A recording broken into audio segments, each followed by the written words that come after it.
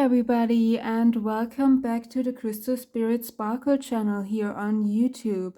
Today I wanted to do another VR, as I already mentioned in the last VR that I did. I'm currently in the process of um doing all the VRs that I wanted to do for a long time, but haven't gotten to do them. So now you will see some VR videos on my channel that aren't probably um uh, or that I'm probably a long time behind. But today we're talking about 7 decks for deadly sins. This is a VR to Sylvain over at Sylvain's Deadly Sins. I will, of course, have a link to his original video, the video that started this all, in the video description down below. And I will also have a list of all of the decks that I have mentioned here in the video description below. So if you did miss the name of any of the decks or anything, you can read it in the video description. I will also have a link to the VR playlist, so that if you are new here or if you haven't watched them yet, but you are interested in watching some more videos, some more VRs, you can do so. Just click on the link to my VR playlist and you will find all of the VRs that I already did on this channel. And there were some fun ones, let me just say that. All right. So, without any more rambling, let's start. So the first deadly sin and the first deck is Pride, the deck for flexing, as he called it. So the deck that you got to flex, or that you're really proud of, that you have managed to get it in your collection. For me, I'm not a person that gets a deck, or let me say this, that even when I manage to get a deck that is probably out of print or hard to get or pretty expensive, I'm not the person that sits here and shows it to you guys in every video and talks about how great it is, because I know how frustrating it can be if you really want a deck but aren't able to get it or afford it. So for me, it's not about a deck that is super expensive or super hard to get. It's about a deck that is close to my heart and that I'm proud of, because it's my own. I have created it. And so I think I'm allowed to be proud of my own creation. This is the Little Miracles Tarot, and I will have a link to where you can purchase this in the video description down below, as well as to my website where you can read a little bit more about it. So this is my own creation, and it feels so wrong to say this, and it feels unreal, because I would have never thought in a million years that I'm actually able to create a tarot deck. Not only because I'm not an artist. When I try to draw, it looks like from kindergarten. And also, I thought I'm not a really creative person, in a way that I don't have a lot of new ideas or exciting ideas in my head. And then tarot as a system was so... I had so much respect of that system, and I didn't want to do anything wrong with it. I felt like I wasn't able to do it justice. And also, I'm really, I normally don't like what I do. I'm overcritical to myself and to the things that I've done. But with all these things, I still managed to create my own tarot deck, and I'm really proud of it. So if you're interested to to take a closer look, go on my website. I will have a link in the video description below, so you can read a little bit more of it or about the deck, and you can purchase it on Make Playing Cards. I will have a link. The link is on my website. I will also have a link in the video description down below to where you can purchase it. Alright, so that is the deck that I'm proud of, and I think rightfully so. Next is Greed, the deck you only use for yourself or you don't share with others. And that has to be my Mary L. I have a really intimate and personal relationship with this deck. And I would have never thought that me and this deck would go so amazingly together, and we would create or develop that deep, meaningful relationship. Even though the Mary L is a really deep deck, there's a lot to dive into, to study, to learn. But I was afraid that I'm not able to connect with it because it is so different and it's not your standard RWS, even though I love that about this deck and I love it about some other decks as well. Sometimes it's hard to connect, at least for me. But we did, and I love it, and so I'm not using it for any other readings than for myself. And also, even for myself, I'm only using it for a specific type of reading because it feels so special and so powerful. So this is the Mary L by Mary White. This was the first edition that is no longer available. There is a second edition out there with, I think it's borderless and matte cardstock. I think 3 or 4 cards have been changed in terms of the artwork, and I'm happy that I have the first edition because I love the original images, but you can still get this deck. Alright, next one is Worth. Oh my god, I did pronounce that super strange. Sorry for that. The deck you're angry at. And this one took me the most time to figure out if there was even a tarot deck or a deck in general in my collection that I'm angry at right now. And actually, not really. But the one thing that comes close to is the painted tarot. And I say this with a lot of respect to the creator because these paintings are amazing. The deck is amazing. I love the artwork. I love the idea behind it. I love the feel of the paintedness in this deck. And I love it because otherwise I wouldn't have it in my collection. But I wasn't able yet to create that deep connection that I felt when I took a look at this deck first. I would be able to have. I can use it. It reads fine for me. And I still find it amazing and beautiful.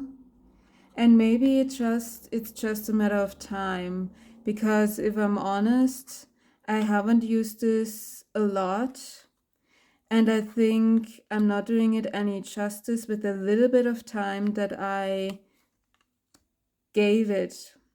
So I really need to give this one more time and to work with it and more attention, basically. So that's probably more an issue with me and how I did use it, and being not as patient as I need to be, then it is an issue of the deck. But it made me a little bit angry, is maybe a little bit of a too powerful word. But I was a little bit frustrated in like, why do you need me to put a lot of time in here, or not even a lot of time, but just the right amount of time that you should give to every deck in your collection? Why didn't it just make click in the first second? You know what I mean? So that is pretty unfair, actually. But it's a gorgeous deck. I love it. And it's pretty unique. So next is Envy. A deck you wanted because others had it or have it. And for me, that was the Dark Mansion. Oh, the Painted Tarot I have forgotten to share with you guys is by Sophie McKay Knight. And the Dark Mansion Tarot is by Tarot Taker Studios. And I still know how I felt about this deck when I first saw a walkthrough of it on YouTube. I was like, I cannot understand the excitement about this deck and the, oh my gosh, this is such a gorgeous deck and it's so beautiful and it's so perfect. I mean, with art, it's of course subjective. So what I think is beautiful might be the exact opposite for somebody else.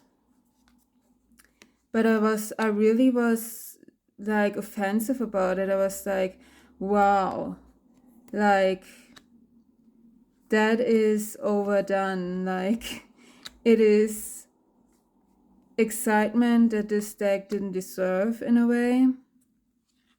And that was even though I hadn't it at that point, and I was like, no, I'm not gonna get this deck. And then I saw it over and over again, and a lot of people fell in love with it and praised it and whatever. And then I was like, I don't know, I don't get it.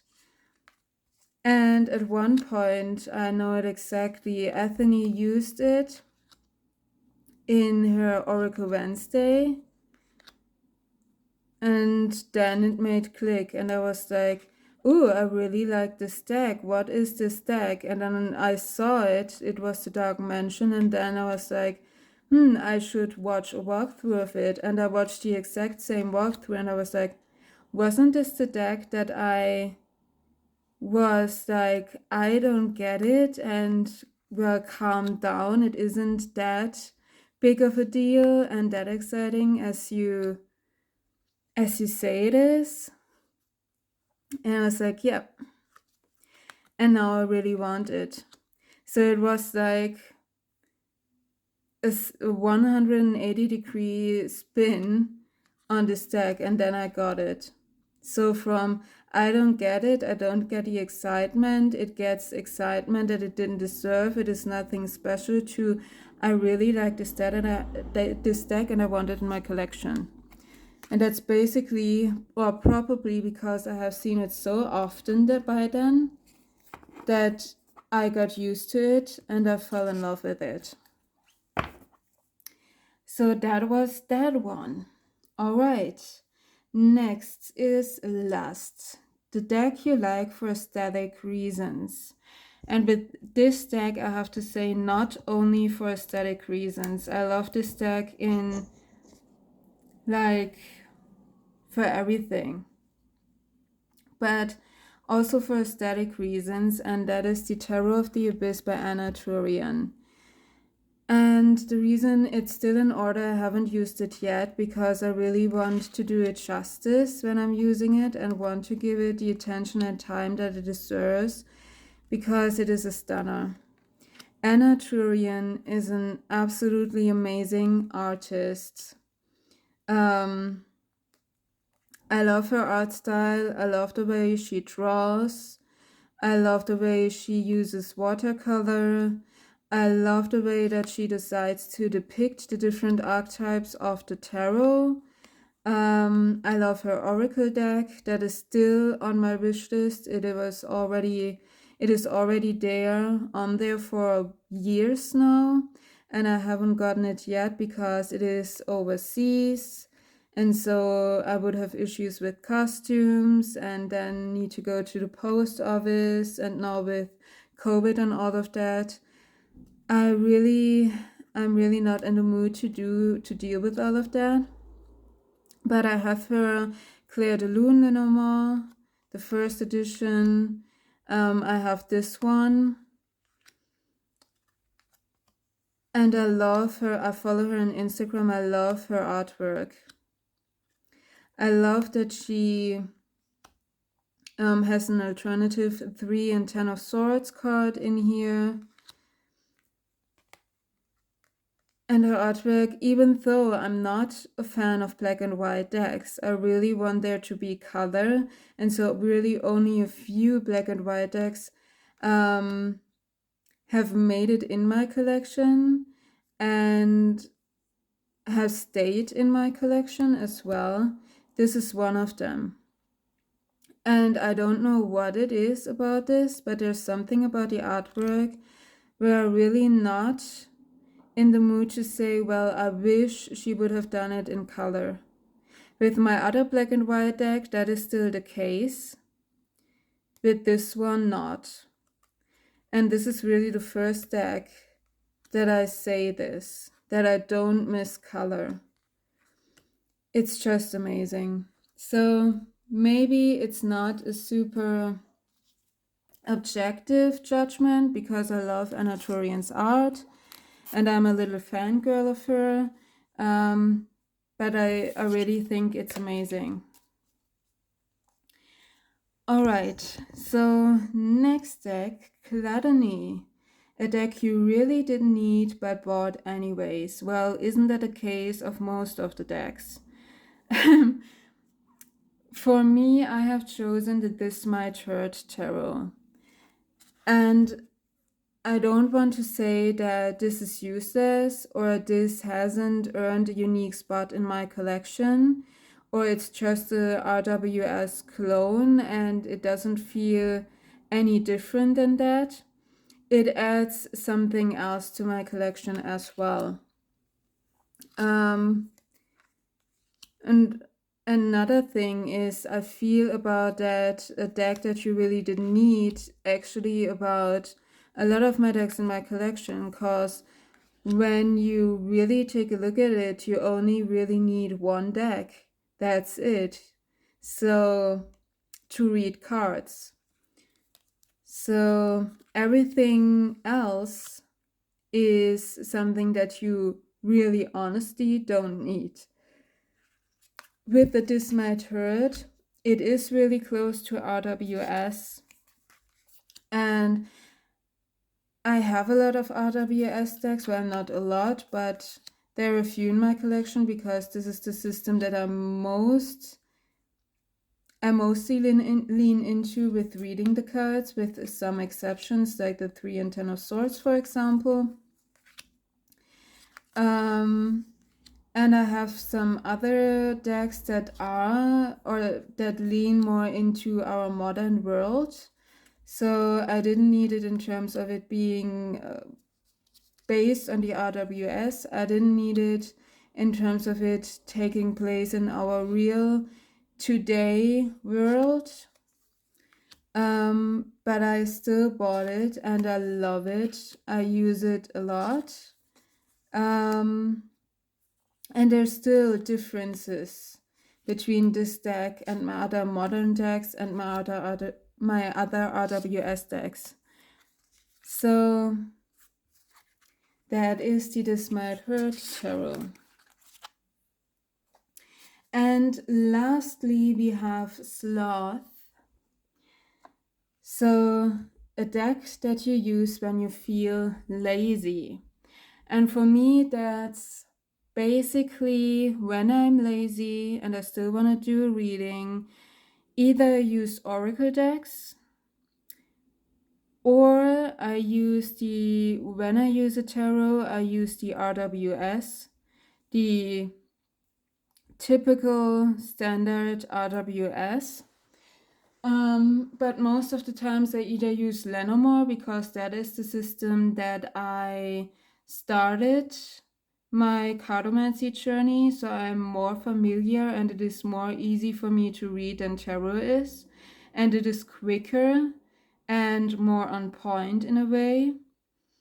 Tarot can be as well, but with tarot there's always the option to dive deeper. Not to say that Lenormand you can't do that with, but there's that. Or I use oracles. And when I'm really, really lazy, and I'm even too lazy to read 3 Lenormand cards, I just pick out my Affirmators decks. This is the general one. There's also a work one, there's a relationship and love one, there's a creativity one. There are some of them out there. And you can see there is a little message on each card. This is by Knock Knock, but you can get it also on Amazon. They are quite affordable.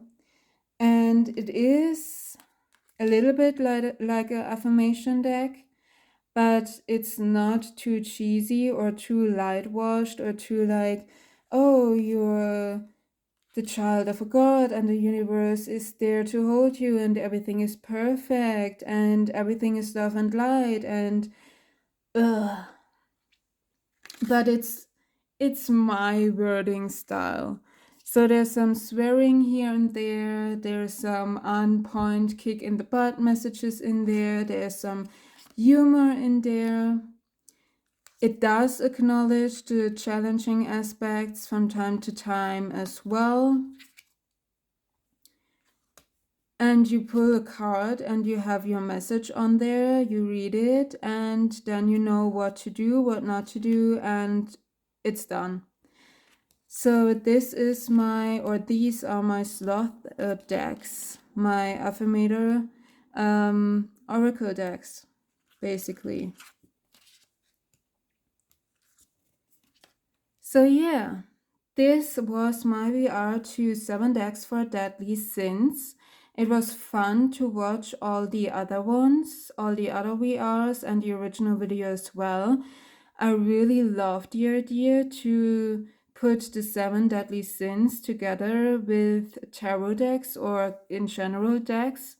Some really a really unique idea actually, and I really love to watch it and to think about it myself and do this video. I hope you enjoyed it as well. As I said, I will have a link to the original video in the video description, as well as to the other VRs I already did. And I will have mentioned all of the decks that I have shown here in the video description as well. If you enjoyed this video, give it a thumbs up, subscribe to my channel if you're new here or if you haven't yet, so that way you don't miss another video and you help this channel to grow and evolve, and it makes me really happy. Other than that, I hope that you have a really nice day ahead of you, and thank you for watching. Bye.